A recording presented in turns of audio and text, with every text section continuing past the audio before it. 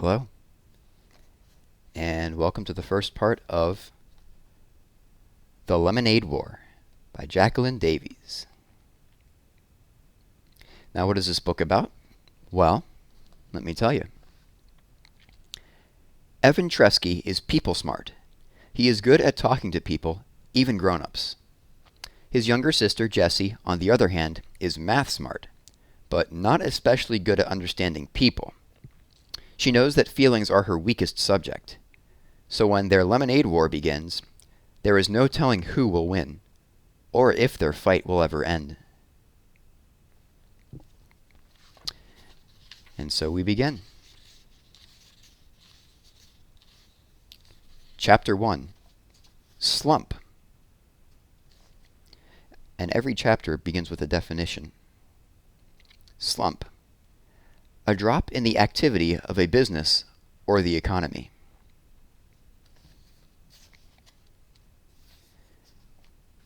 Evan lay on his back in the dark, throwing the baseball up in a straight line and catching it in his bare hands. Thwap, thwap. The ball made a satisfying sound as it slapped his palm. His legs flopped up in a V. His arms stretched up to the ceiling. And the thought that if he'd missed, he'd probably break his nose made the game just interesting enough to keep going. On the floor above, he heard footsteps, his mother's, and then a long, loud, scraping, groaning sound. He stopped throwing the ball to listen. His mother was dragging something heavy across the kitchen floor, probably the broken air conditioner. A week ago, right at the beginning of the heat wave, the air conditioner in his mother's attic office had broken. The man from Sears had installed a brand new one, but left the old one sitting right in the middle of the kitchen floor. The Treskys had been walking around it all week.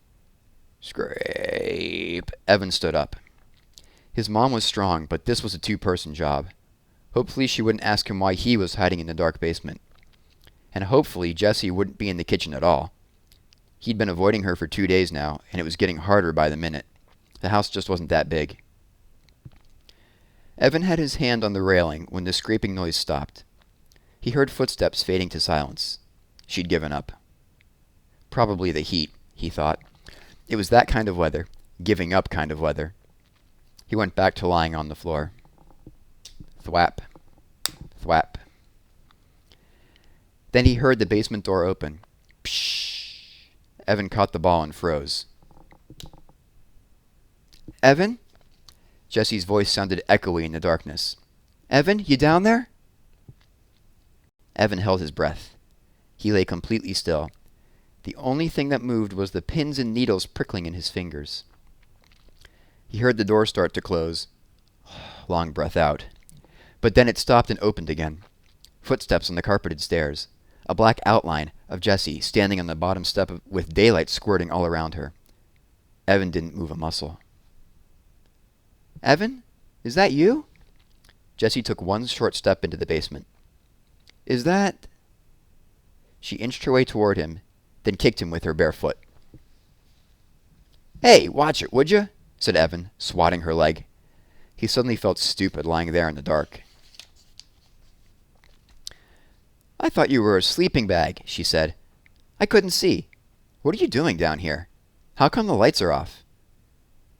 It's too hot with the lights on, he said. He talked in a flat voice, trying to sound like the most boring person on the whole planet. If he kept it up, Jessie might just leave him alone. Mom's back in her office, said Jessie, lying down on the couch. Working. She groaned as she said the word. Evan didn't say anything. He went back to throwing the ball, straight up, straight down. Maybe silence would get Jessie to leave. He was starting to feel words piling up inside him, crowding his lungs, forcing out all the air. It was like having a chest full of bats beating their wings, fighting to get out. She tried to move the air conditioner, but it's too heavy, said Jessie. Evan tightened his lips. Go away, he thought. Go away before I say something mean. It's going to be hot all week, Jessie continued. In the 90s, all the way up until Labor Day. Thwap. Thwap. So, what do you want to do? Jessie asked. Scream, thought Evan. Jessie never got it when you were giving her the big freeze. She just went right on acting as if everything were great. It made it really hard to tell her to bug off without telling her to bug off. But whenever Evan did that, he felt bad. "So, what do you want to do?" Jessie asked again, nudging him with her foot. It was a direct question. Evan had to answer it or explain why he wouldn't, and he couldn't get into that. It was too complicated, too hurtful.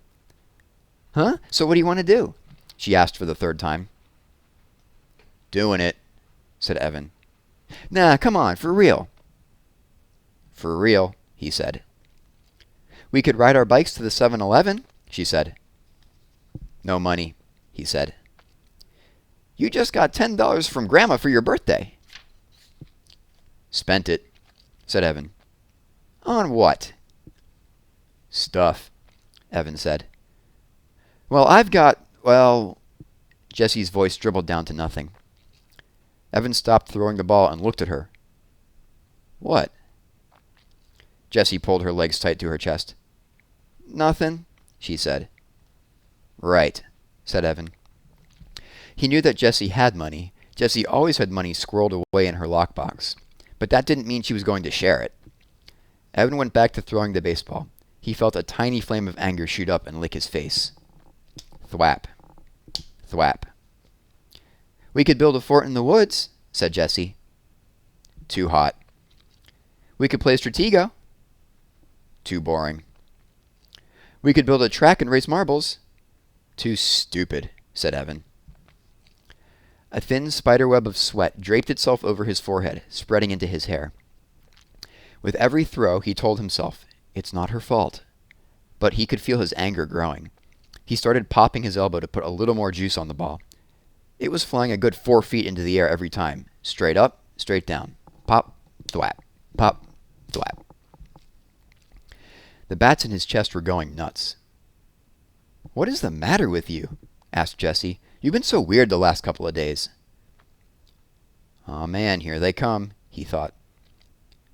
"I just don't want to play a dumb game like Stratego," he said. "You like Stratego. I only picked that because it's your favorite game. I was being nice in case you hadn't noticed." "Look, there are only 6 days of summer left, and I'm not going to waste them playing a dumb game." Evan felt his heartbeat speed up. Part of him wanted to stuff a sock in his mouth, and part of him wanted to deck his sister. "It's a stupid game, it's for babies, and I don't want to play a stupid baby game." Pop, thwap, pop, thwap. "Why are you being so mean?" Evan knew he was being mean, and he hated being mean, especially to her. But he couldn't help it. He was so angry and so humiliated and so full of bats, there was nothing else he could be, except alone. And she'd taken even that away from him. "You're the genius," he said. "Figure it out." Good, that would shut her up. For once. Evan watched the ball fly in the air. "Is this because of the letter?" Jessie asked. Crack! Evan had taken his eyes off the ball for 1 second, just for 1 second, and the ball came crashing down on his nose. Crud! Oh, crud! He curled over onto his side, grabbing his nose with both hands. There was a blinding, booming pain right behind his eyes that was quickly spreading to the outer edges of his skull. "Do you want some ice?" he heard Jessie ask in a calm voice. "What do you think?" he shouted. "Yeah?" She stood up.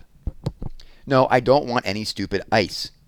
The pain was starting to go away, like a humongous wave that crashes with a lot of noise and spray, but then slowly fizzles away into nothing. Evan rolled to a sitting position and took his hands away from his nose. With his thumb and index finger, he started to pinch the bridge. Was it still in a straight line? Jessie peered at his face in the dim light.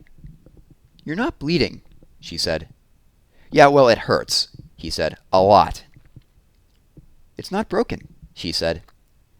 "You don't know that," he said. "You don't know everything, you know. You think you do, but you don't." "It's not even swollen," she said. "You're making a big deal out of nothing." Evan held his nose with one hand and hit his sister's knee with the other. Then he picked up the baseball and struggled to his feet. "Leave me alone. I came down here to get away from you, and you just had to follow. You ruined everything. You ruined my summer, and now you're going to ruin school. I hate you.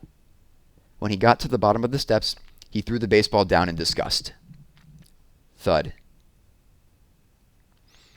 And next time we'll pick up with Chapter 2, Breakup.